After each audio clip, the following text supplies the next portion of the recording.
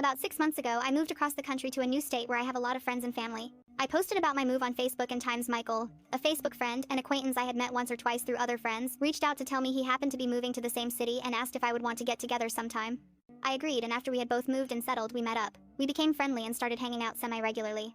I have a lot of friends and family in this state, as I mentioned. Work also keeps me very busy, so I don't have a ton of free time. Michael moved here because he recently got a divorce. He has an old friend, 30 Seconds M, who owns a house here, who agreed to rent him a room.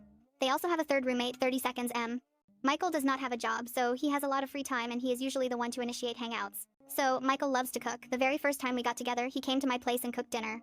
The meal was okay, although it was dairy-based and I really don't eat dairy at all, so I felt pretty sick afterward.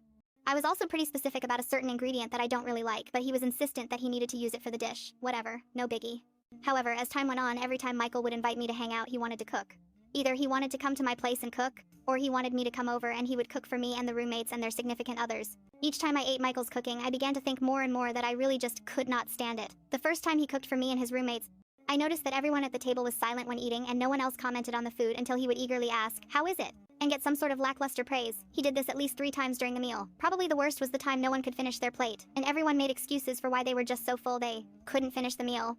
After that incident, whenever Michael would invite me to hang out, I would try suggesting other activities. We live in a place that is full of fun, socially distanced outdoor activities, so I would frequently suggest those things. He would always decline and try to convince me to come to his place so that he could cook for us. He has told me that the thing that brings him the greatest joy is cooking for other people. Due to this, I kind of started to distance myself and just politely decline his invitations. Last night, I got a message from Michael that he had a huge falling out with his roommate and he was very upset. I texted with him for a while, trying to calm him down and give him some advice about how to handle the situation. He was so upset that eventually I asked if he wanted to come over for a beer so that he could get out of the house and clear his head. He asked if I had already eaten, and I said that I had. It was almost 8 by that point, and he asked if he could come over tomorrow today instead. I said sure.